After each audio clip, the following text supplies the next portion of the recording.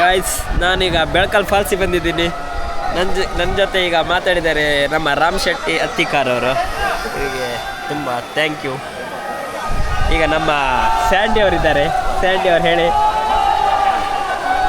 ಜನ ಸಾಗರ ಹೇಗಿದೆ? ಸಾಗರ ತುಂಬ ಇದೆ, ಹಾಗೆ ತುಂಬ ಜನ ಹೇಳ ಗುಡ್ಡಗಳನ್ನು ಹತ್ತಿ ಒಂದು ಒಳ್ಳೆ ಟ್ರೆಕ್ಕಿಂಗ್ ಅಂತ ಹೇಳ್ಬೋದಲ್ಲ ಅಂತ ಹೇಳ್ಬೋದು.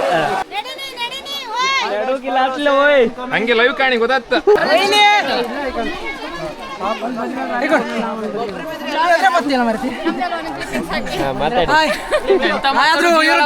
ಸಾಕಾಯ್ತು, ಒಬ್ಬರೇ ಬರ್ಕಿಲ್ಲ, ಯಾರು ಒಟ್ಟಿಗೆ ಬರ್ಕೊಂಡು ಇಲ್ಲಿಗ ಮೇಲೆ ಹೋಗಕ್ಕೆ ಆಗ್ತಿಲ್ಲ ನಿಮಗೆ. ಇನ್ನೂ ಅಲ್ಲಿ ಫುಲ್ ಬ್ಲಾಕ್ ಆಯ್ತಲ್ಲಿ.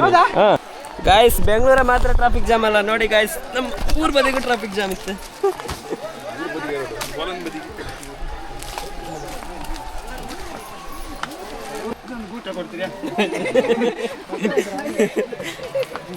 ಮೂಡ್ಗೆಲ್ಲ ಸಿಕ್ಕುದಾರ ಕೊಡ್ಲಾಗಿ.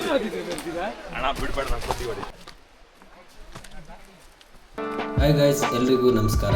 ನಾನು ಮೊನ್ನೆ ಎಳ್ಳಮಾವಾಸ್ಯೆ ಪ್ರಯುಕ್ತವಾಗಿ ನಮ್ಮೂರಿನ ಪ್ರಸಿದ್ಧಿಯಾದಂತಹ ಬೆಳಕಲ್ ಗೋವಿಂದ ತೀರ್ಥಕ್ಕೆ ಹೋಗಿದ್ದೆ.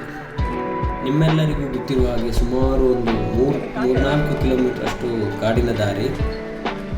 ಫ್ರೆಂಡ್ಸ್ ಜೊತೆ ಹೋಗಿದ್ದ ಕಾರಣ ಗುಡ್ಡದಲ್ಲಿ ತುಂಬ ಎಂಜಾಯ್ ಮಾಡ್ತಾ ಹೋಗಿದ್ದೆ. ಗಾಯ್ಸ್, ಇವತ್ತು ನಾವು ಬೆಳಕಲ್ ಅಮಾವಾಸ್ಯೆ ಹೊತ್ತಾಯ್ತು. ನೀವೆಲ್ಲ ಇತ್ತೀಚಿನ ದಿನಗಳಲ್ಲಿ ಕಂಡಿರ್ತೀರಿ. ಹಾಂ, ಕಾಂತಾರದ ಬ್ಯಾಕ್ಗ್ರೌಂಡ್ ಫಾಲ್ಸ್ ಇದೆ ಅಲ್ಲ, ಆ ಸ್ಪಾಟಿಗೆ ಈಗ ನಾವು ಹೋಗ್ತಾ ಇದ್ದೀವಿ. ಇವತ್ತು ಎಳ್ಳಮಾವಾಸ್ಯೆ ಅಲ್ಲ, ಎಳ್ಳಮಾವಾಸ್ಯೆ ಪ್ರಯುಕ್ತವಾಗಿ ಹೇಳಿ ನಮ್ಮ ಜೊತೆ ಇದ್ದಾರೆ ನಮ್ಮ ಊರಿನ ಚೂರಿ ತೋರ್ಸ.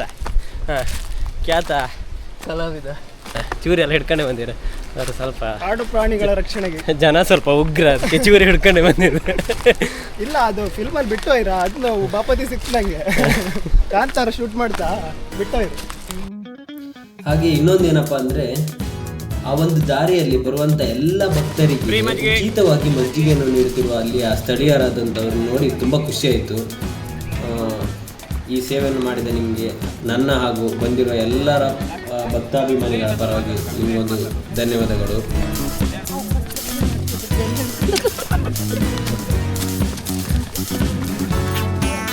ಆಯ್ತಾ? ಹಾಂ, ಸರಿ. ನೀವೆಲ್ಲ ವಿಡಿಯೋದ ಬರ್ಕಲ್ಲ. ಓ, ನಮ್ಮ ಟೀಮ್ ಐತೆ. ಹೌದು, ಆರಾಮಿದ್ರೆ. ಕೊಡಚಾದ್ರಿ ಬೆಟ್ಟದಿಂದ ಈ ಧುಮ್ಮುಕುವ ಈ ಜಲಪಾತವು ಇಲ್ಲಿ ಎಳ್ಳಮಾವಾಸ್ಯೆ ದಿನ ತೀರ್ಥ ಸ್ನಾನ ಮಾಡಿದರೆ ನಮ್ಮೆಲ್ಲರಿಗೂ ಕಷ್ಟ ಪರಿಹಾರವಾಗುತ್ತದೆ ಎನ್ನುವ ಒಂದು ಮಾತಿದೆ. ಹಾಗೆ ಇಲ್ಲಿ ತೀರ್ಥ ಸ್ನಾನ ಮಾಡುವಾಗ ಎಲ್ಲರೂ ಗೋವಿಂದ ಗೋವಿಂದ ಅನ್ನುತ್ತಾರೆ.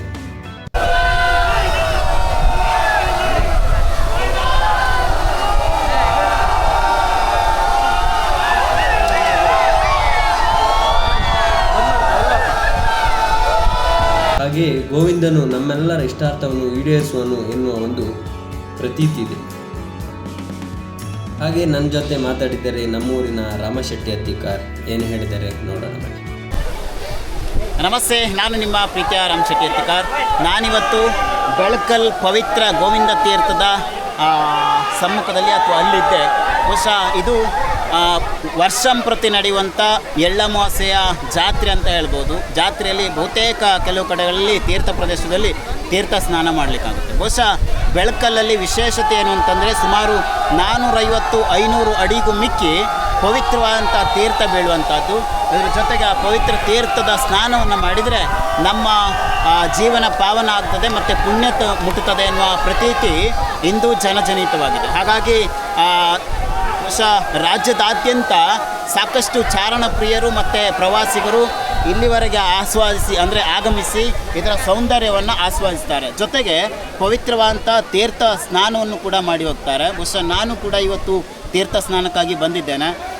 ಜೊತೆಗೆ ಇಲ್ಲಿ ಸಾವಿರಾರು ಭಕ್ತರು ಇದ್ದಾರೆ. ಬಹುಶಃ ಇಲ್ಲಿ ಬಹುತೇಕ ಕುಂದಾಪುರ, ಬೈಂದೂರು ತಾಲೂಕಿನ ಉಭಯ ತಾಲೂಕಿನ ಸಾಕಷ್ಟು ಸದ್ಭಕ್ತರು ಇಲ್ಲಿವರೆಗೆ ಬಂದು ಪವಿತ್ರವಾದಂಥ ತೀರ್ಥ ಸ್ನಾನವನ್ನು ಮಾಡಿ ಪಾವನ ಮಾಡಬೇಕು, ಬದುಕನ್ನು ಪುನೀತರಾಗಬೇಕು ಅನ್ನುವ ಸಂಕಲ್ಪವನ್ನು ಇಟ್ಕೊಂಡು ಬಂದಿದ್ದಾರೆ. ಬಹುತೇಕ ತೀರ್ಥ ಸ್ನಾನ, ಬೆಳಕಲ್ನ ಪವಿತ್ರ ತೀರ್ಥ ಸ್ನಾನ ಆದಮೇಲೆ ಅವರವರ ಸಂಕಲ್ಪದಂತೆ ಬೇರೆ ಬೇರೆ ಪ್ರದೇಶಕ್ಕೆ ಹೋಗ್ಲಿಕ್ಕಿದ್ದಾರೆ. ಇದು ಮುಂದಿನ ವರ್ಷ ನೀವು ಕೂಡ ಪವಿತ್ರವಾದಂಥ ತೀರ್ಥ ಸ್ನಾನಕ್ಕೆ ಬರೋದಾದರೆ ಎಳ್ಳಮಾವಾಸ್ಯೆ ದಿವಸ ಬರಬೇಕು ಅಂತೇಳಿ ಕೇಳಿಕೊಳ್ತೇನೆ.